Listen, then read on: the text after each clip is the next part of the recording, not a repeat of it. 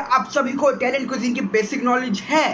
नहीं ना? और अगर नहीं है तो ज़रूर होनी चाहिए। अगर आप अपनी लाइफ में कुछ करना चाहते हैं, कुछ बड़ा करना चाहते हैं, कुछ बड़ा फोड़ना चाहते हैं, तो आपको इटालियन कुजीन के बारे में नॉलेज होनी ही चाहिए।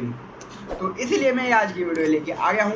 आज मैं आपको देने वाला हूँ इटालियन कुजीन के बारे में बेसिक नॉलेज, इटालियन पास्तास के बारे में, इटालियन सॉसेज के बारे में जो हम इटालियन कुजीन और इटालियन डिशेज में यूज़ करते हैं, और कुछ की इंग्रेडिएंट्स के बारे में बताने जा रहा हूँ मैं आपको जो हम इटालियन कुजीन में यूज़ करते हैं। और साथ ही साथ मैं आपको ये भी बताने वाला हूँ कि भाई डिफरेंट टाइप्स ऑफ लेट्यूस क्या होते हैं, उनमें क्या क्या डिफरेंशिएशन है, और रोमन लेट्यूस क्या होता है, आइसबर्ग क्या होता है, आइसबर्ग और लेटस में एक्चुअली में क्या डिफरेंस होता है। क्योंकि ये जो डिफरेंस है आपको कहीं नहीं मिलेगा यूट्यूब पे, जो कि आज मैं बताने वाला हूँ। चलिए, तो सबसे पहले हम बात कर लेते हैं अपने पास्तास के बारे में, इटालियन पास्तास के बारे में।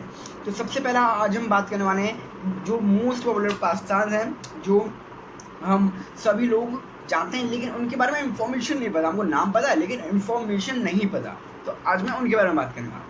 तो पहला पास्ता में आता है हमारा स्पैगेटी। जी हाँ, आपने स्पैगेटी का नाम तो सुना ही होगा, ऐसा तो हो ही नहीं सकता कि ना सुना हो।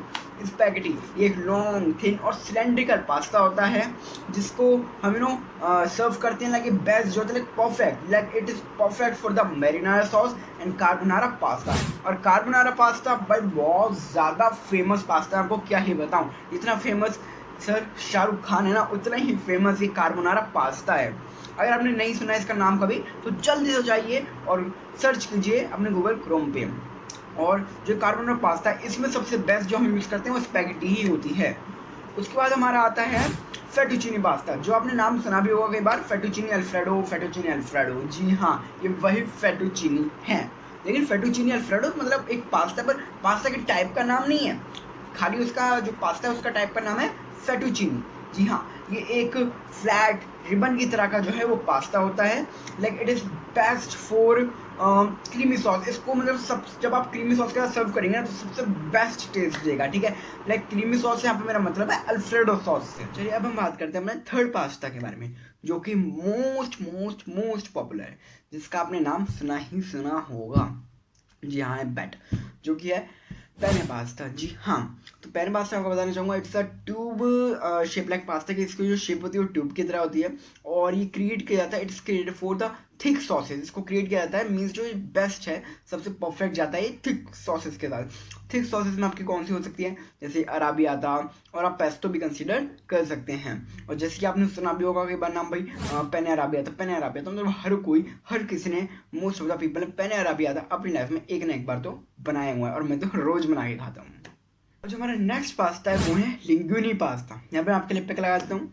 यार अब आप कहेंगे कि यार ईशान भाई, ये जो लिंगुइनी है ये तो स्पैगेटी तरह ही दिख रहा है, दोनों सेम ही तो है, आप हमारा पागल क्यों बना रहे हो, है ना। देखिए, जो लिंगुइनी है ना, जी हाँ, ये स्पैगेटी तरह दिखता है, लेकिन आप ध्यान से देखेंगे, आगे लगा के देखेंगे, देखिए मैं दोनों की पिक लगा देता हूँ यहाँ पे, आप ध्यान से देखिए इन दोनों को, ये दोनों थोड़ा सा डिफरेंस है इन दोनों में। आप यहाँ पे देखेंगे, जैसे कि मैंने आपको बताया, स्पैगेटी जो है वो पूरा राउंड होती है ना, ठीक है। लेकिन जो हमारा लिंगुइनी है ये थोड़ा फ्लैट होता है, आप ध्यान से देखिए, लिंगुइनी थोड़ा फ्लैट है। और ये बेस्ट जाता है हमारे सी फूड के साथ, जैसे कि भाई कई रेस्टोरेंट्स में जो मोस्ट पॉपुलर डिश होती है वो होती है इस पास्ता के लिए सैल्मन। जी हाँ, सैल्मन लिंगुइनी, उसके साथ भी बहुत अच्छा जाता है। चलिए अब हम अपने नेक्स्ट पास्ता की तरफ बढ़ते हैं। तो हमारा जो नेक्स्ट पास्ता है वो है रिगातोनी। जी हाँ, रिगातोनी पास्ता, जैसे कि आप में देख ही सकते हैं, लार्ज ट्यूब लाइक जो है पास्ता होता है, इसकी जो शेप होती है वो लार्ज ट्यूब की तरह होती है। और क्या आपको पता है ये एक्सीलेंट होते हैं, मीन्स बेस्ट होते हैं बेक्ड पास्ताज के लिए। जो पास्ताज लाइक बेक्ड होते हैं, हम बेक्ड पास्ता जो बनाते हैं उनके लिए बेस्ट होते हैं। और एक बहुत पॉपुलर डिश भी है जिसका नाम है रिगातोनी अल्फोरो, जो कि एक बेक्ड पास्ता है। तो जब भी आप नेक्स्ट टाइम आप बेक्ड पास्ता बनाएं तो इस रिगातोनी पास्ता को ज़रूर यूज़ करें। आप देखेंगे आपकी इस पास्ता की शेप से भी जो है आपके टेस्ट में बहुत ज़्यादा डिफरेंस आ जाएगा। अब नेक्स्ट हमारे पास पास्ता आता है फारफेले पास्ता। जी हाँ, फारफेले तो आपने कई बार सुना होगा और उसको देखा भी होगा, आई होप, है ना। और जो पास्ता होता है पंख की तरह होते हैं, आपने थोड़ा देखा होगा, तो इनकी शेप को ये पंख की तरह होते हैं। और इनको जो यूज़ कहते हैं, मीन्स ये आइडियल किस चीज़ के होते हैं, they are ideal for light sauces. इनको ज़्यादातर जो है लाइट सॉसेस के साथ जो है पेयर किया जाता है। अब नेक्स्ट पास्ता की बात की जाए तो नेक्स्ट हमारा आएगा ऑर्चिटो पास्ता। जी हाँ, जो ऑर्चिटो पास्ता होते हैं ये आप देखेंगे फोटो में देख रहे होंगे, जैसे कान की तरह होते हैं, क्यों होते हैं भाई? देखो, कान की तरह होने का एक इसमें फ़ायदा है कि इसमें जो भी सॉस है वो समा जाती है। जी हाँ, ये अपनी सॉस को जो है अपने अंदर ले लेता है, जिससे बहुत ज़्यादा फेमस भी है और बहुत ज़्यादा यूज़ किया जाता है।